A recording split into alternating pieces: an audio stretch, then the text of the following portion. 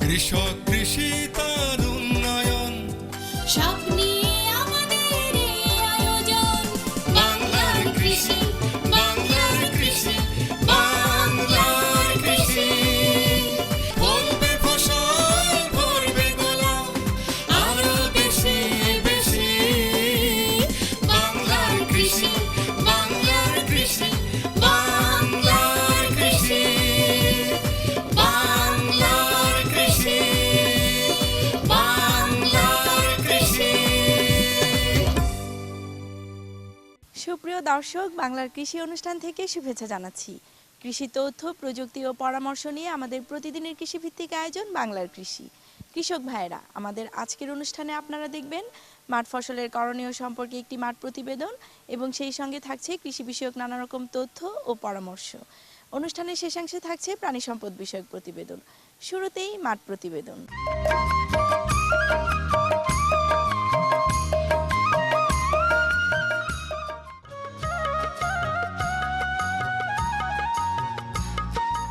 আমাদের দেশে অনেক ধরনের বড়ই বা কুল পাওয়া যায়। সম্প্রতি এর সাথে যোগ হয়েছে বাউকুল সহ আরও কিছু জাত। এই জাতগুলো যেমন উন্নত তেমনি উচ্চ ফলনশীল। অল্প জায়গাতেও চাষ করে অনেকেই লাভবান হয়েছেন, সফলও হয়েছেন।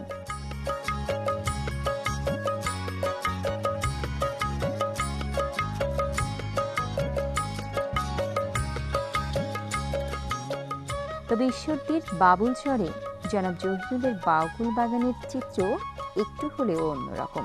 মাত্র একটি বাগানে 100 জন স্থানীয় লোকের কর্মসংস্থান হয়েছে। কেউ গাছ থেকে কুল উঠাচ্ছে, আবার কেউ কুল গ্রেডিং বা বাছাই করছে। এখানে 100টা লোক আমরা কাজ করি, আমার ডেলি পয়সা পাই। আজ 5 বছর ধরে এই কোম্পানি চাকরি করি এবং এই চাকরি করি আমাদের সংসার চলে। আমাদের ডেলি পয়সা ডেলি দিয়ে দেয়। আমাদের যে 100 জন লেবার আমরা কাজ করি, আমাদের খুব সংসার ভালো চলে। তবে আল্লাহ রহমতে আমরা দোয়া করি যাতে কোম্পানি যাতে আরো 10 বছর টিকে থাকে।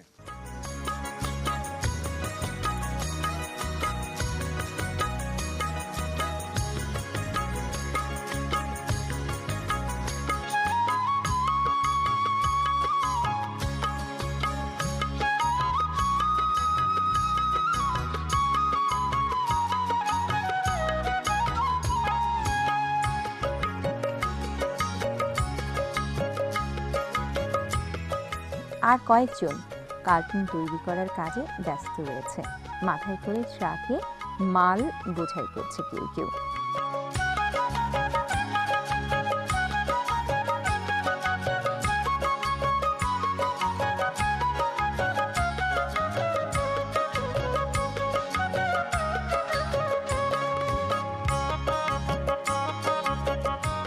কত কার্টুনে মাল ট্রাকে বোঝাই হলো, একজন শুধু হিসাব রাখছে। এতগুলো লোকের কর্মসংস্থান করতে পেরে জহিরুল নিজেকে ধন্য মনে করেন। তার বাগানের আয়তন 200 বিঘা। প্রতিদিন প্রায় 3500 কেজি বাউকুল ঢাকা সহ দেশের দূর দূরান্তে বিক্রি হয়। গাছ থেকে কুল উঠিয়ে শ্রমিকেরা গ্রেডিং পয়েন্টে নিয়ে আসেন।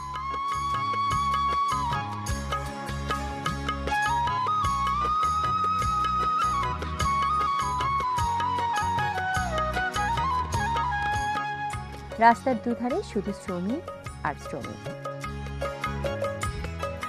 ভিটামিন সি সমৃদ্ধ এই সহজলভ্য উচ্চ ফলনশীল বাউকুলের আবাদ করে জহিরুলের মতো অনেকেই দেশমাতৃকার কাজে নিজেকে আত্মনিয়োগ করতে পারে।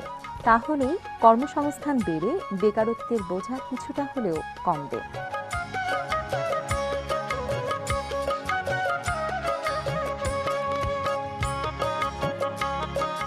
20 বিঘা করেছিলাম আজ থেকে 3 বছর আগে। বর্তমান আমি 200 বিঘি ভুঁই বড়ই আছে, লাভ আছে, ওই জন্যই করছি।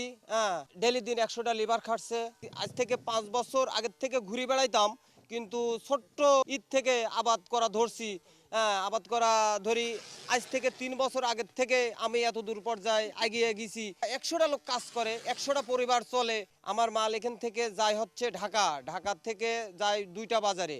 সেই হচ্ছে বাজার শ্যামবাজার আর কারণ বাজার।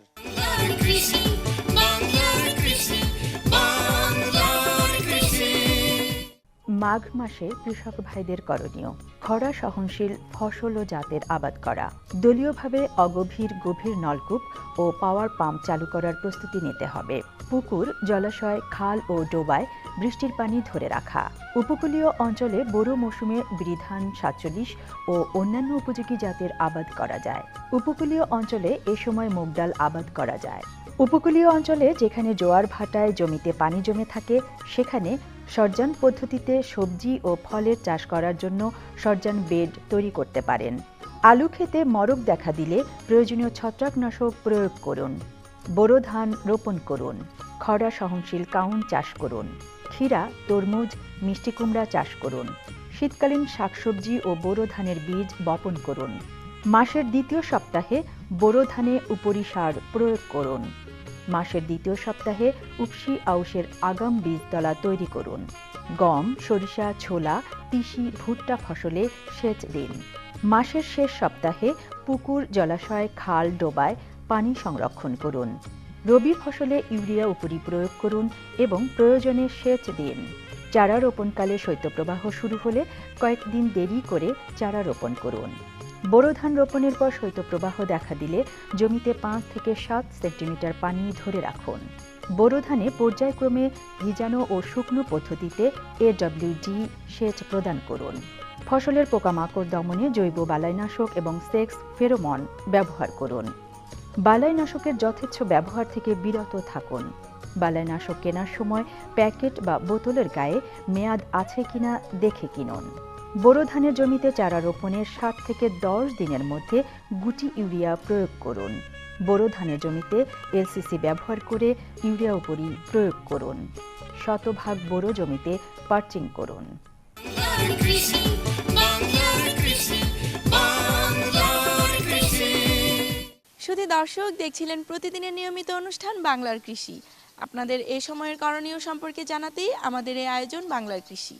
সঙ্গেই থাকুন। এখন দেখবেন প্রাণী সম্পদ বিষয়ক প্রতিবেদন।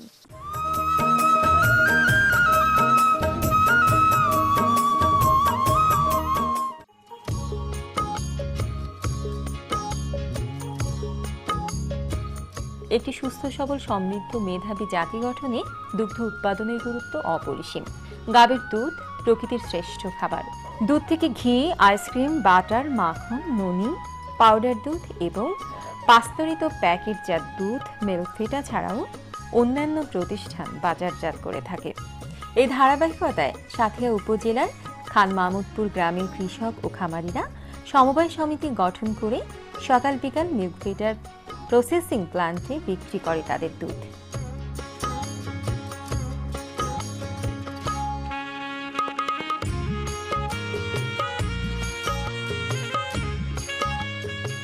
তাদের সমিতির নাম ইছামতি প্রাথমিক দুগ্ধ উৎপাদনকারী সমবায় সমিতি। তাদের সমিতির সদস্য সংখ্যা 120 জন। প্রতিদিন এই সমিতির দুধ উৎপাদন ক্ষমতা 30 থেকে 35 মণ, অর্থাৎ প্রতিদিন গড়ে এই সমিতি থেকে 1 টনেরও উপরে দুধ মিল্কভিটায় বিক্রি হয়।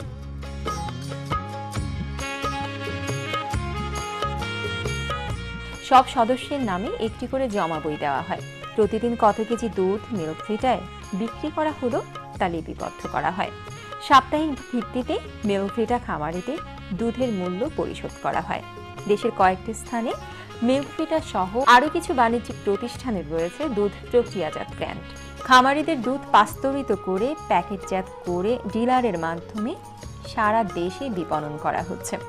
দুগ্ধ উৎপাদন বিপণনের সাথে নিবিড়ভাবে জড়িয়ে আছে লক্ষ কোটি মানুষের ভাগ্য। খামারি, ডিলার, বাণিজ্যিক প্রতিষ্ঠান, বিক্রয় প্রতিনিধি, এমনকি দেশের সাধারণ মানুষও এই পরিধির বাইরে নয়। সুতরাং মানসম্মত দুধ উৎপাদন নিশ্চিত করে সাধারণ মানুষ, খামারি ও প্রক্রিয়াজাত প্রতিষ্ঠানের মধ্যে সেতু বন্ধন তৈরি হলে একদিকে যেমন আমিষের চাহিদা পূরণ হবে, তেমনি বিশাল সুযোগ সৃষ্টি হবে কর্মসংস্থানের। দেশ হবে স্বাবলম্বী।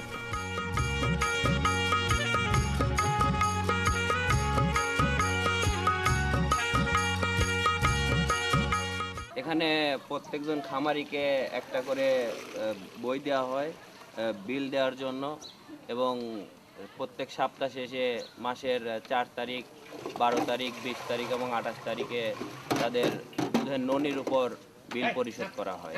সারা গ্রাম মিলে প্রায় দুবেলা 30 থেকে 35 মণ দুগ্ধ উৎপাদন করা হয়। আমাদের এখানে 130 থেকে 40 জনের মতো সদস্য খামারি প্রত্যেক দিন দুগ্ধ সরবরাহ করে থাকে।